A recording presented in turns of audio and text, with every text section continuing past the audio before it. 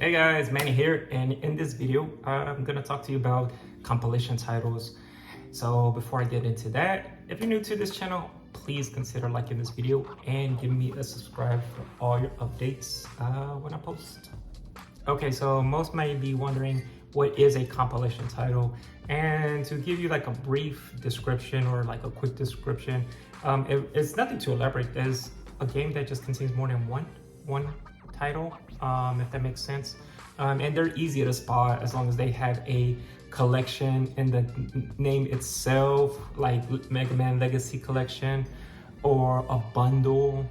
They're pretty easy to spot, especially if you go to like a Walmart or a Target and you notice, hey, there's in the cover art there's more than 2 games on there.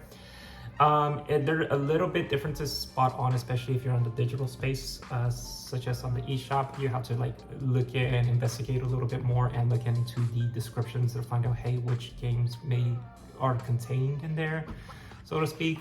Sometimes the title doesn't even give you what you're expecting to get most of the time. Now, why is it so important, you may wonder, or what's the significance of a compilation game? Well, one, like I said, more than one. Like, who doesn't want like extra stuff when you're ordering something at a restaurant? So having games, more than one game from when you are expecting to buy, that's an added plus. So you're getting value. I guess that's what I'm trying to say. Not only that, most often not, some of these titles are often cheaper than your normal AAA game. So you're saving a buck or two here. And then more importantly, the last one I like to just share with you, you may come across a franchise that you probably passed on years prior. Or in most cases, if you're a new gamer, you're probably exposing yourself to something new, entirely new, and you got a selection of games to choose from right then and there, and you get to build up your collection quite quickly with these games. So it's pretty fun. I recommend it, especially in this economic world that we live in. Games are a little bit more expensive as well, so it doesn't hurt to save a buck or two, right? So I'm gonna recommend you all 5 compilation titles, and the first one on my list is the Mega Man Legacy Collection from Capcom. And why is this game so unique, or why do I recommend it? It's because it contains 10 titles, count them, 10, and that's awfully a good bang for your buck. Most compilation titles probably would have 2 or 3, but Capcom went all out and made sure that, hey, you're getting your money's worth, and bravo for them. So not only are you getting the mainline games, but you're getting sample work. What I mean by that is music and artwork. And you're also getting what they call a rewind feature, which if you experience a cheap death or you suddenly fall off a platform, a cliff or something, use that rewind feature and relive that sequence so you can avoid the same sudden death that you just experienced. So I think that's a cool feature, and I think it was the first game, if not, don't hold me to it, that actually implemented that. And you see that more nowadays, which is pretty cool. I wouldn't say they're pioneers in that, like I said, but it is a cool feature and you will depend on that. But that's just speaking from my experience, because that's what I did for the first couple of games once I got into the groove of things. Once I got into the groove, I was good to go. But I will warn you that these are difficult games, and they are regarded as really difficult games. Mega Man is not for the weak of heart, but at the same time, they're not frustratingly difficult. So they do require some type of learning curve or just adjustment. But does that mean that, hey, you should walk away from this game? No, give it a try. It's simple to get into. The control scheme is fluid, intuitive. There's a few combinations here and there, and as the games progress, Mega Man learns a few abilities here and there. So it adds a lot of replay value, if that's what I'm trying to say. Not only that, it has the paper, rock, scissor mechanic, so if you find a boss that you can easily beat, You absorb that ability and you carry on to the next villain and you use that to defeat it, and so forth until you get to the mainline boss, which is Dr. Wily. And that's Mega Man for you. So check it out. So number 2 on my list is the Castlevania Advance Collection. And in this collection, you get 4 games in total, 3 that were featured on this nifty device, the Game Boy Advance, and 1 that was not. But it kind of makes me wonder why this collection was titled Game Boy Advance Collection when 1 was not featured on that console. But I'm just gonna ignore that. But going back to this collection, those 3 titles, the 3 GBA titles to be specific, are some, if not some of the greatest games I would think to play. You owe it to yourself, and that was the main reason why I own this GBA here.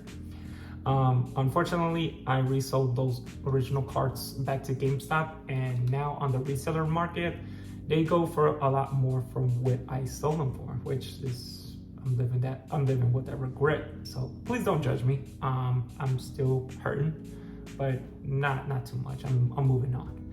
But those are cool games because they provide a lot of lore, story-wise, level design, difficult bosses, but they're beatable bosses, and a great experience. And what's so cool about it, like the Mega Man Legacy Collection, is that they have a sound selection or a music catalog and an art book catalog. Not to mention that you can also play the Japanese versions of these games, for which I haven't played yet, but I'm going to, because I need to revisit those games once again, because I have not played Dracula X. Unfortunately, I can't speak too much on that, but I imagine it's a good enough game to be featured on this collection. Otherwise, they wouldn't put this on there. But you'd be surprised what developers do. But that's Castlevania Advance Collection, so check it out. Number 3 on my list is the Sega Genesis Collection. And what's so neat about this collection is that this collection contains 51 titles, which still blows my mind saying that, but it's true. 51 titles, and it covers the entire lifespan of the Sega Genesis console. So that means you're gonna see a lot of Sega franchises such as Phantasy Star, Echo, Gonadax, your Sonic, of course, and Streets of Rage. You'll also see games that you've probably never seen before.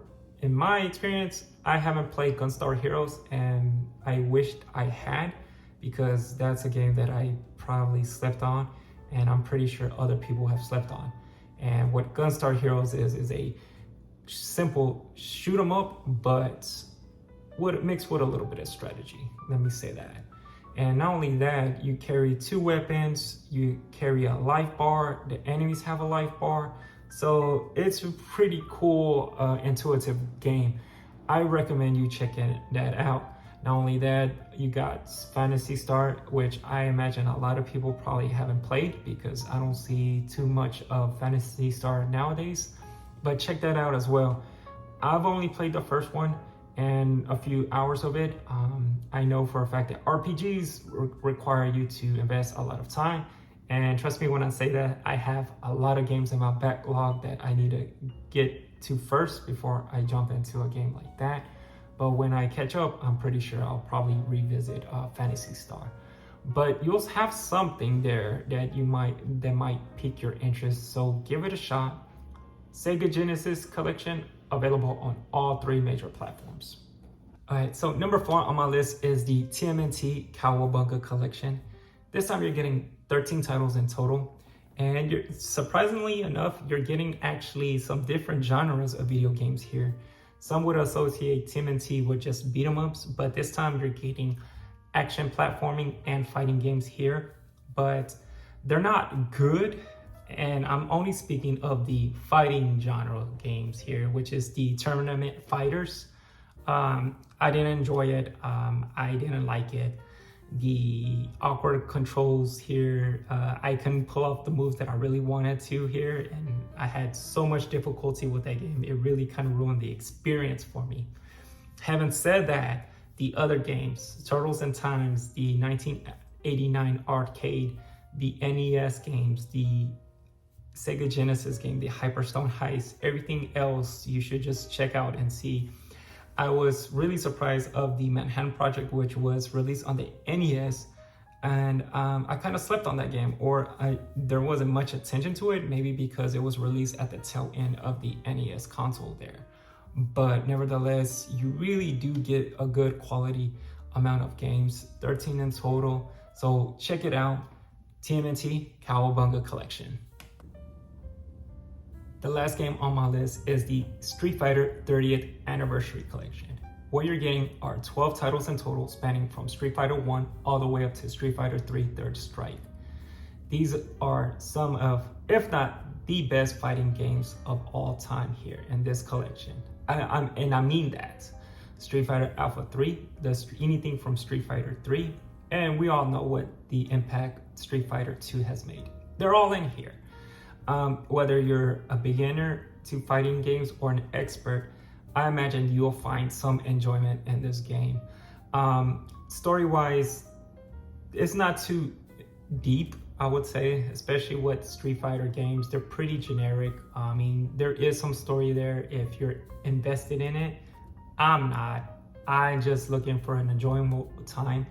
And a little FYI, this was the first title that I bought with my Nintendo Switch, and I don't regret it. I still play this collection to this day. So having said that, I do recommend at least giving it a shot. And that is the Street Fighter Anniversary or 30th Anniversary Collection. So there you have it, 5 compilation titles that I recommend adding to your collection. Was there one that I might have missed or neglected? Drop a comment down below and let me know. And also like this video for me, please. It really does help out with this channel. And also consider subscribing if you haven't already. Until I see you on the next one, take care.